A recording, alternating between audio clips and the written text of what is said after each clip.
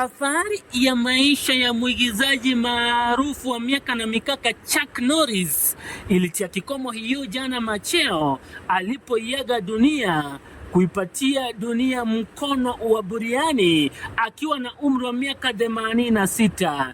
Chuck Norris ambaye jina lake halisi ni Carlos Ray Norris ameiaga dunia siku 9 tu baada ya kusherehekea birthday yake, siku aliyozaliwa, na kwa kutangaza katika mitandao ya kijamii alijisifia na kusema I don't age, I level up siku 9 zilizopita.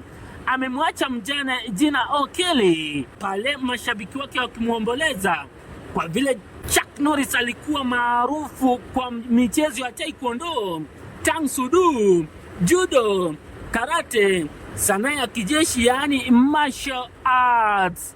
Alianzisha kampeni ya Chan Kudu ambayo ni ya kueleza mafunzo zaidi ya jinsi mtu anafaa kuishi.